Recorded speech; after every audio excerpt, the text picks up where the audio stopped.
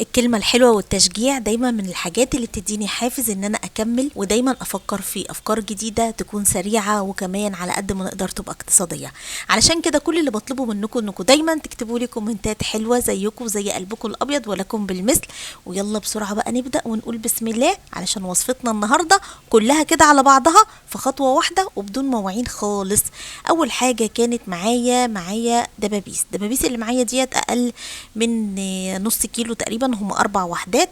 بعد ما بننضفهم بنبتدي نعمل تتبيله عباره عن ليمون، فلفل اسود وبابريكا، معلقه كبيره من بهارات الفراخ، ملح، كمان ضفت عليهم معلقه صغيره خالص من القرفه، وهضيف عليهم ربع كوبايه من الزبده تكون سايله، وعليهم كمان معلقتين كبار من الزيت. هضيف عليهم كمان معلقه صغيره من هريسه الفلفل الاخضر اللي كنا حضرناها قبل كده مع بعض. ولو مش متاح عندك الهريسه ديت ممكن تجيبي فلفلتين تضربيهم ضربه حلوه كده لحد لما تنعميهم كده خالص، وتبتدي ان انت تقلبيهم مع التتبيله الحلوه اللي احنا عملناها. بعد كده بجيب التتبيله ديت باخد نصها.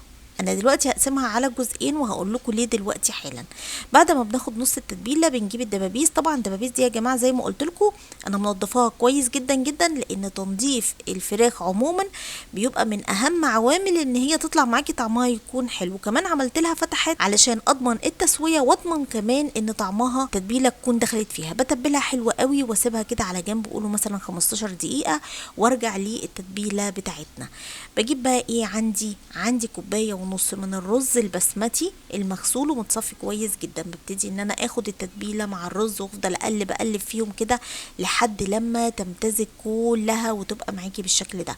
طب يا نشوى احنا ما عندناش رز بسمتي، ينفع نعمل رز مصري؟ ينفع تعملي رز مصري، بس طبعا هنراعي كمية المية اللي هنضيفها في الرز. بعد كده التسوية، انتوا عارفين ان انا يعني من الناس اللي بتحب جدا جدا التسوية في الاكياس الحرارية. ناس كتير قالت يا نشوى دي باكياس غير صحية. يا جماعة دي اكياس حرارية مخصصة للطعام. هي مش اختراع جديد على فكرة، هي من زمان جدا جدا النوع ده من الاكياس، خصوصا ده اللي انا بحب اشتريه وده اللي انا بضمنه. علشان كده لما بتسألوني دايما تقولوا لي انت بتعملي فتحات في الكيس، فبقول لكم لا، لان انا متأكدة ان النوع دوت من الاكياس مش هيفرقع او هيتفتح اثناء عملية التسوية. بضيف الرز وبعدين الدبابيس من فوق الوش، وبعد كده بضيف عليهم كوباية ونص من المية تكون سخنة جدا جدا، وببتدي ان انا اقفل الكيس. وقبل ما اقفله ببتدي ان انا اوزع كده المية علشان تتغلغل كده جوه الفراخ وجوه الرز، واقفل الكيس كويس جدا. في الوقت دوت الفرن بتاعنا بيبقى شغال على درجة حرارة 200. بتدخل الفرن على الرف الاوسط مدة لا تقل عن 25 دقيقة. بعد كده بتطلع من الفرن بالشكل ده. خلي بالك وهي في الفرن انتي بعينيكي كده هتلاحظي ان الرز استوى، الفراخ استوت. لازم يبقى عندك ملاحظات، لان ممكن تسوية الفرن بتاعي غير تسوية الفرن عندك. يعني ممكن الفرن بتاعي على الحامي مثلا، انتي الفرن بتاعك على الهادي. فهماني ازاي؟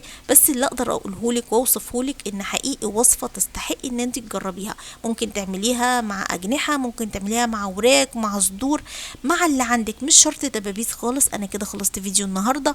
لو عجبكم المحتوى، شايفين ان هو محتوى هادف ويستحق ان انتوا تشجعوني بلايك، ما تنسوش تعملوا الفيديو دوت لايك كتير وشير كتير. كمان منشنوا اصدقائكم اللي بيحبوا الحاجات الجديده المختلفه. بحبكم جدا جدا ودايما بستنى كومنتاتكم الحلوه. اشوفكم بكره ان شاء الله في فيديو جديد ووصفه جديده مع مطبخ نشوى. والسلام عليكم ورحمه الله وبركاته.